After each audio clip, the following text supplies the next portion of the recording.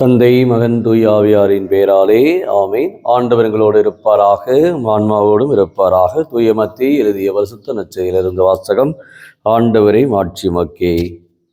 பிரிவு 1, இறைவார்த்தைகள் 1-17 முடிய. தாவீதின் மகனும் அபிரகாமின் மகனுமான இயேசு கிறிஸ்துடைய மூதாதையர் பட்டியல். அபிரகாமின் மகன் ஈசாக்கு, ஈசாக்கினுடைய மகன் யாக்கோபு, யாக்கோபுடைய புதல்வர்கள் யூதாவும் அவர் சகோதரர்களும். யூதாவுக்கும் தாமாருக்கும் பிறந்த புதல்வர்கள் பெரேட்சும் செராகும். பெரேட்சின் மகன் எட்சரோன், எட்சரோன் மகன் எராம், ராமின் மகன் அமினதாபு, அமினதாபின் மகன் நகசோன், நகசோனின் மகன் சல்மோன், சல்மோனுக்கும் ராகாவுக்கும் பிறந்த மகன் போவாசு, போவாசுக்கும் ருத்துக்கும் பிறந்த மகன் உபேது, உபேதின் மகன் ஈசாய், ஈசாயின் மகன் தாவீது அரசு, தாவீதுக்கு உரியாவின் மனைவிடம் பிறந்த மகன் சாலமோன், சாலமோனின் மகன் ரகபயாம், ரகபயாவின் மகன் அபியாம், அபியாவின் மகன் ஆசா, ஆசாவின் மகன் போசபாத்து, யோசபாத்தின் மகன் யோராம், யோராமின் மகன் சியா, சியாவின் மகன் யோத்தாம், யோத்தாவின் மகன் ஆகாசு, ஆகாசின் மகன் இசேக்கியா, இசேக்கியாவின் மனாசே, மனாசையின் மகன் ஆமோன், ஆமோனின் மகன் யோசியா, யோசியாவின் புதல்வர்கள் எக்கோனியாவும் அவர் சகோதரர்களும். இவர்கள் காலத்தில் தான் யூதர்கள் பபிலோனுக்கு சிறைப்படுத்தி செல்லப்பட்டார்கள். பபிலோனுக்கு சிறைப்படுத்தி செல்லப்பட்ட பின் எக்கோனியாவுக்கு பிறந்த மகன் செயல்தேல், செயல்தேலின் மகன் செருபாவில், செருபாவின் மகன் அபியூது, அபியூதின் மகன் எலியாக்கியா, எலியாக்கியின் மகன் அசோர், அசோரின் மகன் சாதோக்கு, சாதோக்கின் மகன் அக்கீம், அக்கீமின் மகன் எலியூது, எலியூதின் மகன் எலையாசர், எலையாசரின் மகன் மாத்தான், மாத்தானின் மகன் யாக்கோபு, யாக்கோவின் மகன் யோசேப்பு, மரியாவிடம் பிறந்தவரை கிறிஸ்து என்னும் இயேசு. ஆக மொத்தம் அபிரகாம் முதல் தாவீது வரை தலைமுறைகள் 14. தாவீது முதல் பாபிலோனுக்கு சிறைப்பிடித்து செல்லப்பட்டவர்கள் வரை தலைமுறைகள் 14. பாபிலோனுக்கு சிறைப்பிடித்து செல்லப்பட்டவர்கள் முதல் கிறிஸ்து வரை தலைமுறைகள் 14. இது வாழ்வுதரும் கிறிஸ்துவின் நற்செய்தி. கிறிஸ்துவே உமக்கு புகழ்.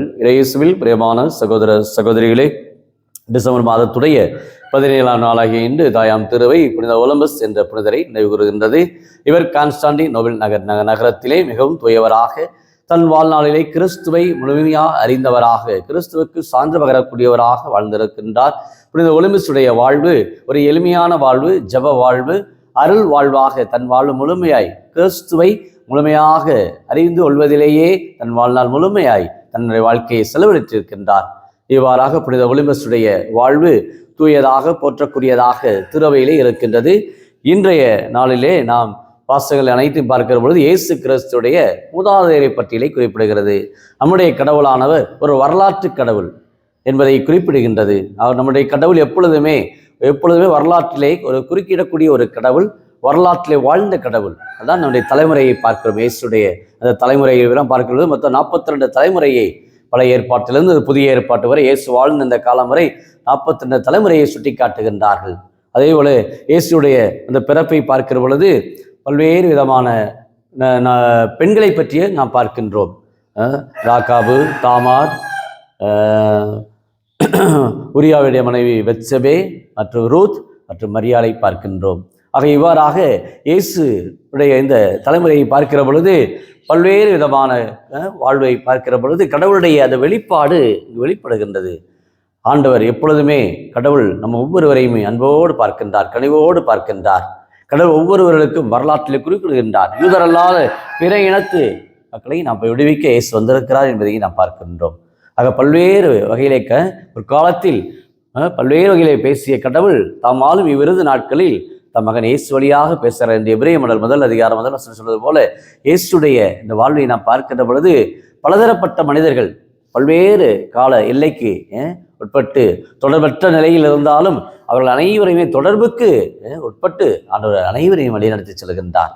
அந்த அளவுக்கு இயேசுடைய அந்த வரலாற்று அந்த தலைமுறையை பார்க்கின்ற பொழுது கடவுள் ஏதோ ஒரு முன்குறித்து வைத்திருக்கின்றார். அதைத்தான் நாம் பார்க்கிறோம். இயேசுடைய அந்த பிறப்பிலை பார்க்கிற பொழுது பல்வேறு நபர்கள் வருகின்றார்கள். பல்வேறு விதமான குளறுபடியான சூழ்நிலையில் இருந்தாலும் ஆண்டவருடைய அந்த ஒரு பிறப்பு ஒரு மகத்தான ஒரு பிறப்பாக இயேசுடைய வாழ்வு இத்தனை பேர் அவருடைய மூதாதையர்கள் அவருடைய தலைமுறை இருந்திருக்கிறது. எப்பொழுதுமே ஒரு பேர் சொத்து தலைமுறை தோறும் ஆண்டவர்களை ஆசிர்வதிப்பேன் என்ற அந்த இறைவாக்கு கிடங்க இயேசுடைய அந்த தலைமுறையை பார்க்கிற பொழுது உண்மையிலேயே அப்படிப்பட்ட கடவுளுடைய ஒரு திட்டத்திலே இயேசு பங்கெடுக்கின்றார். மிகவும் ஒரு மாண்புக்குரியதாக இருக்கிறது, மிகவும் ஒரு பெருமைக்குரியதாக இருக்கிறது. இன்றைக்கு நம்முடைய ஊர்களோட நம்முடைய தலைமுறை, என்னுடைய தலைமுறை 4வது தலைமுறை, 3வது தலைமுறை, இந்த ஊரில் 3-4 தலைமுறை இருக்கின்ற சொல்லக்கூடிய அளவுக்கு இன்றைக்கு நாம் பேசுகின்றோம். தான் இருக்கு. ஒவ்வொருடைய வாழ்வின் ஒரு சொத்தாக பார்க்கப்படுகிறது. இப்போ இயேசுவே இன்றைக்கு கோட்டையாக, இயேசுவே நம்ம ஒவ்வொருவருக்கும் வாழ்வு கொடுப்பவராக இயேசு வருகின்றார்.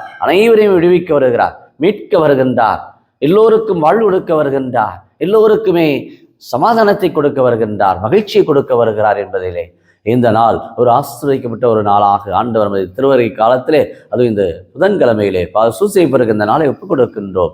அந்த அளவுக்கு சூசைப்பருடைய வாழ்வு ஒரு நேரிய வாழ்வாக, உண்மை நிறைந்த வாழ்வாக, சாட்சி நிறைந்த வாழ்வாக, அந்த குடும்பத்திலே அல்ல ஒரு பொறுப்பான ஒரு தலைவராக, இறை வல்லமை பெற்றவராக இருக்கின்றார்.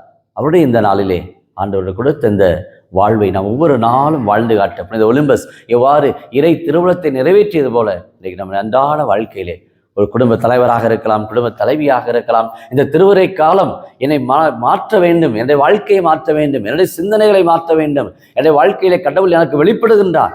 எளிமையாக கீழ்ப்படுதலோடு தாழ்ச்சியோடு வெளிப்படுகிறார். அதைத்தான் நான் பார்க்கிறோம். இயேசுடைய அந்த பிறப்பு ஒரு பகட்டோ ஒரு ஆடம்பரமோ அல்ல. இன்றைக்கு எங்கும் ஆடம்பரம், எங்கும் பகட்டு. ஆனால் இயேசுடைய இந்த வாழ்வு எளிமை, தாழ்ச்சி, கீழ்ப்படுதல், இந்த நற்பண்புகள் நாம் இன்றைக்கு வாழ்வாக்குகின்றோமா? அதைத்தான் நாம் சிந்தைக்கு அழைக்கப்படுகின்றோம். இந்த நாள் ஒரு இனிய நாளாக அமைய ஆண்டவர் நம்ம ஒவ்வொருவருக்கும் ஒரு ஆசீர்வாதத்தை கொடுக்கும்படி ஜெபிப்போமா?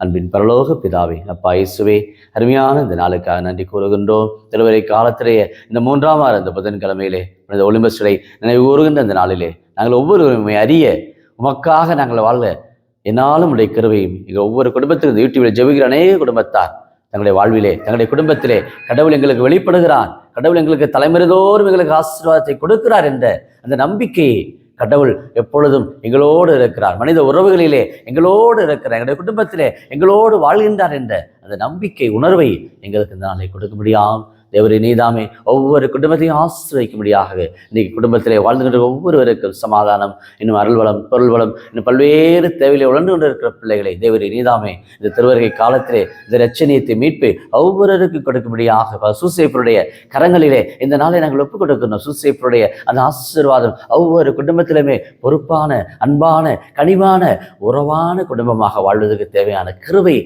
இரக்கத்தையும் நாளை கொடுத்து ஆசீர்வதிக்கும்படி கிறிஸ்து வழியாக மன்றாடுகிறோம். ஆமென்.